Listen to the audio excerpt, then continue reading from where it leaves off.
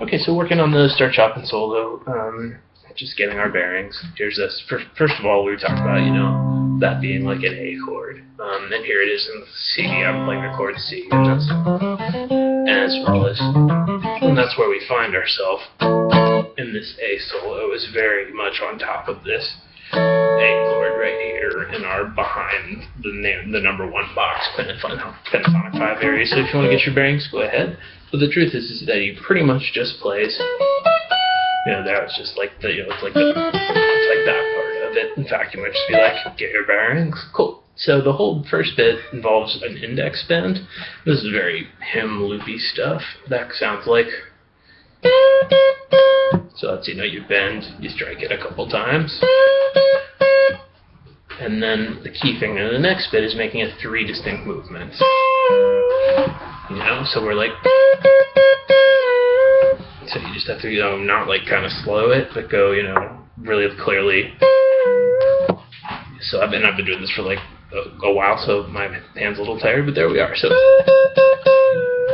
not like, so yeah, whip, whip, whip, bayo. Let me go to that. So, and then we've got. So there we're going to our 2nd string note, and we're bending it all the way up to sound like this. So this is a bending, not just a half step or a whole step, but so then that's a very hymn thing to do as well. And as like I said, it's just all these 4 notes. So there we go. We've got our. So that'll be like bend, mute, ring. And then we do the same. And then he goes index bend, which I imagine he's doing since he's just been doing this crazy thing. So there's us. We end up bending 1st string, ring finger. And then there's a split second where he stops and he goes back to behind that area, which if we think about that, that'd be like the blues box that we know up around the 12th fret. Here's our A major, F sharp minor, that's where we are. And those are the notes we're going to end up hitting. So we've got our 2nd. And then he hops back behind it, and he goes, you dipworm. And it's, so. Rather. There we are so far. So just another one of those weird, uncharacteristically big bends. So that's section.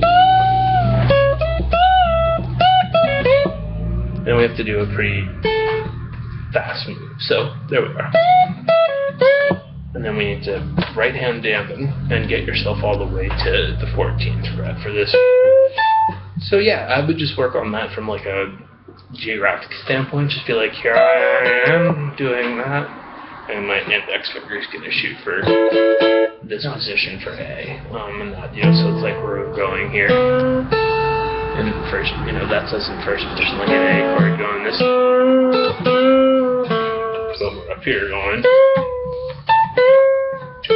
And that just going. So we were like, we had our 2nd.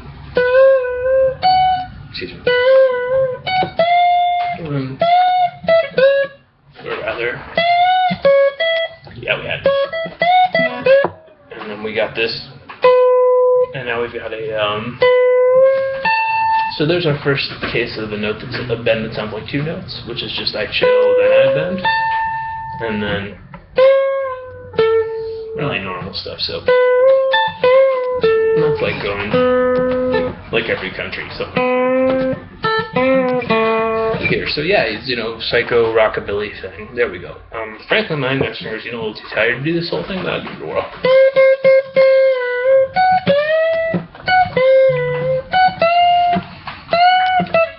Rather.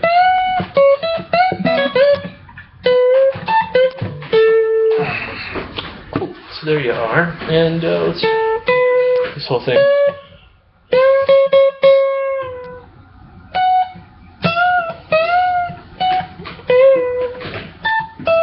It's quite possible, actually, that the whole thing took place in this exact position on the fretboard. but would have not been a pull-off. Yeah, so there might be some merit to learning this two different ways, trying to work out how to do it exactly. Like we're playing our number 1 blues box at the 12th fret, which would be A major. And I might do a stave corrected version of this, but that said, this and then isn't good, is exactly what's happening, and then we've got this. I guess that could have been more localized. Maybe we'll take another look at it next time, but this thing we just did is very J Mascis, and it might turn out that I'm like, oh shit, he did the whole thing here. But the timbre really sounded like he actually did this weird stuff, but it's not, like...